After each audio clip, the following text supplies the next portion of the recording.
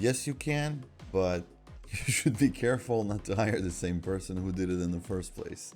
Um, Hiring somebody to fix your website, it's actually much harder than finding somebody to create a website. Usually, somebody who's not very experienced could create a website, but fixing a website is much harder. Usually, this is something you would receive an answer like, we will build you a new website instead of fixing it. Fixing is sometimes possible, sometimes it's not recommended, but it's still possible, and sometimes you should never do it. There's many different reasons for why you would not want to fix your website. Sometimes it could be a hack, or it could be anything like the domain maybe is bad, so maybe sometimes you just shift the domain. So it's not always black and white. There are different situations.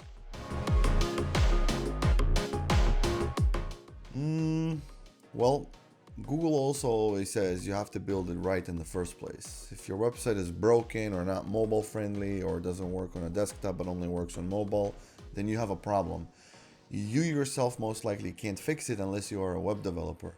But sometimes with small websites like just regular blogs, what you can do, you can go to your plugin section or app section, depending what software you're using, and just make sure that you update your plugins. Sometimes it will tell you that the plugin is not updated and it causes a compatibility issue or a security issue.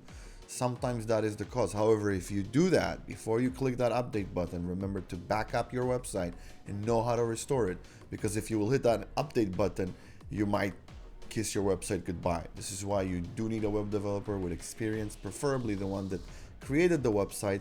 But if he abandoned it, don't go back to him, find somebody else with experience.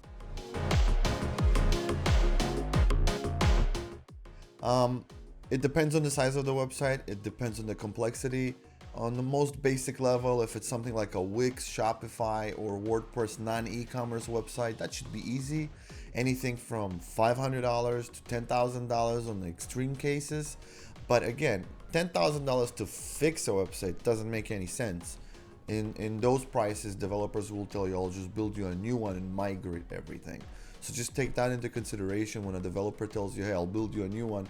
Don't be frightened. They will migrate everything, well, hopefully successfully. It depends on the developer, but it shouldn't be an issue if you have a backup of the website. So if anything happens, you still have the old one and you can still use it.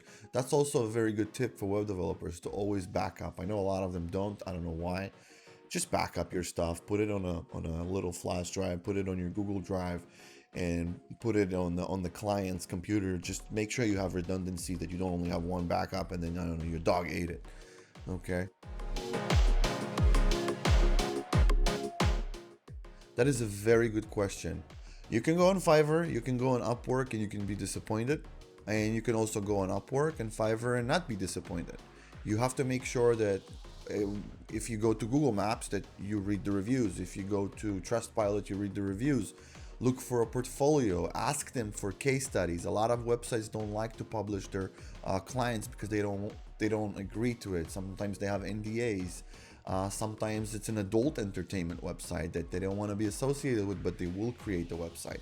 So you can ask for a portfolio, and you can ask for design portfolios. There are two separate things. Some developers will not create a website, will just create the design. So you want to make sure you can see both worlds. One, if they can develop a website. Two, if they can design it. Because a web developer is not always going to be somebody who's going to be able to design it like you want it. And then you will have an issue, and then they will run around and look for a designer to do the design for you. So it's a big problem finding somebody to make you a website, but it's also a question of money. So there are websites that are pretty big that you can go ahead and Google website developer, and they'll show up on the top search results. Most likely they are good, but they're going to be way, way, way beyond from your budget. Unless you want to spend $50,000 on a relatively normal website. These are the prices nowadays, just because you don't understand yet before you get your website how much work goes into it. Yes, putting the website out there is easy, but maintaining it afterwards, that's the big trick. This is where they catch you and they tell you, hey, you have to do revision here, you have to add this, your server is weak, you should change your hosting. and they just hook you up real good, and you want to make sure that you know how much it costs before you even go into it. WordPress is not something you can repair. It's a funny question. WordPress is actually a software. WordPress doesn't break. What breaks is your website on their platform. It's like saying Chevrolet broke. No, your car broke. It's something completely different. Yes, sometimes WordPress has bugs, but it's very, very mild. You need a web developer to help you figure out why your WordPress is not working. Mainly because you did not update your plugins, or you installed plugins without reading the reviews. Just like anything else you put in your body, don't put bad plugins on your website.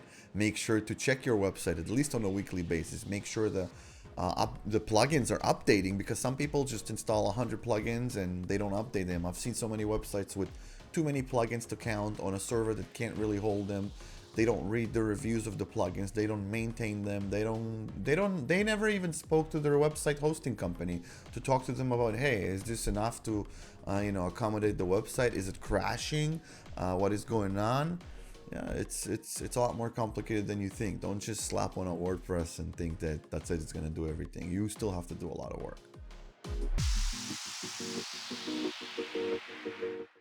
It might be a hosting issue, so I would highly recommend you speak to your hosting company. If you on a shared plan, that would be problematic. A corrupted file is usually replaced, but you have to find why it is corrupted. It could be a connection issue, it could be an injection issue, it could be many different things. Just make sure that your website has some sort of firewall, because if the file that is corrupted is related to something that is crucial, like login pages or a function that uploads files to the website, you do want to make sure that you're protected and also back up your website. Corrupted files are sometimes not serious, but sometimes they are no joke.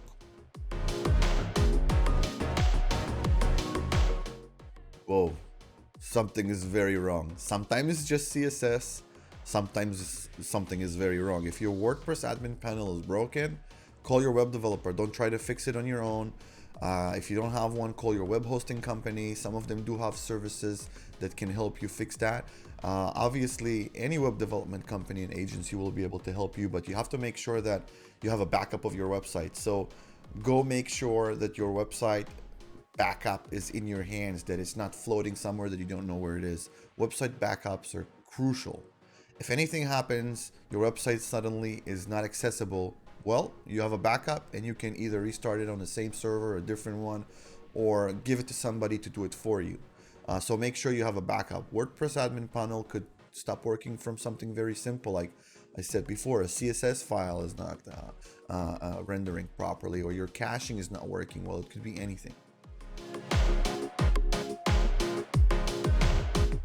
Well, if you're asking this question, you probably need to figure out how many pages you're going to have on the website. What platform are you going to be using? Is it e-commerce? Are you going to maintain it? How big is it physically in megabytes? You need to make sure that you actually have the sufficient amount of space.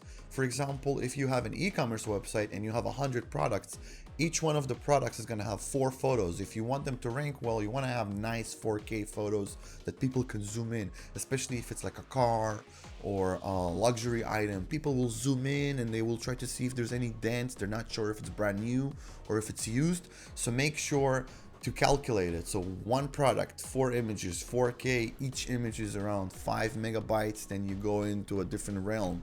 You need to have at least 10 gigabytes just to host a website, and then you need to have some extra legroom for your backups, for new plugins, for videos you might upload if for some reason you can't put them on social media platforms like YouTube or even Rumble. Maybe the video is too large and you don't want to pay them the membership. Sometimes it would be user-generated content on your website. Maybe you have like a forum associated with it. It could be many things. So you have to make sure you know how much, and then you know how much to pay.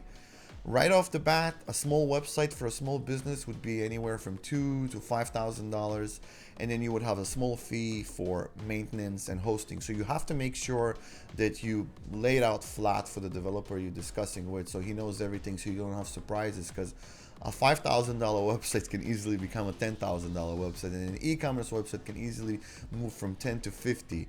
Because if you tell me that you have 3,000 products, that's gonna be $5,000 a month just maintaining it, because you do need somebody full-time to upload set items, manage them, take care of them. It's a lot of work. It goes into also larger websites from there. So if you have an e-commerce website, but you want a larger website, maybe you're a corporation and you're planning on putting a lot of content out there, you could end up paying $50,000 for the website because it has 1,000 articles that you need to move, you need to design, you need to create images. It just really depends. Make sure before you meet with your developer or with your agency that you want to work with, that you give them everything, because you'd be surprised. He would be working on a website for 3 months and suddenly you would be missing things that could be fixed in the first place. Like, how big is your website really is? It's a silly question, but that's what people ask on Google. You can't pay cash for a website because somebody will just run unless you know the developer personally. The same concept is don't just send somebody $5,000 and expect a website. You will get scammed. Don't do that. Work with a company that offers financing, or try to meet the web developer or the agency at their location so you know that they are a legitimate business.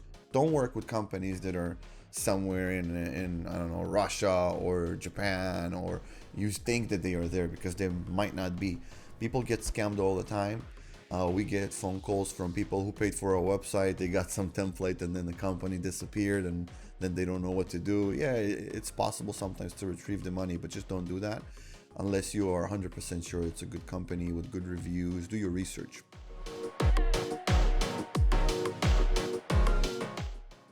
Designing a website and building a website are two different things. Designers and developers sometimes are all in one, but designers charge for the design only. Some designers will have an extra fee to build you the website on a platform like WordPress, but in most cases they will outsource it because they only want to deal with design. Some very good designers could pull up a design for you on a screen and ask you how do you want it to look like, compare it to another one. You can have a design within an hour, but they'll just give you some sort of image. You need to make sure that the designer is going to give you something that a web developer can work with, and also to make sure that he's giving you a mobile design, even if your users are not using mobile design websites, because Google cares about mobile first indexing, and if your website is not accessible on the phone, that will be an issue. You won't rank that well. So just make sure that you coordinate the two, and don't just get that paper design square and like, here you go, Mr. Developer, build the website. That's not going to work. You do need the mobile version as well.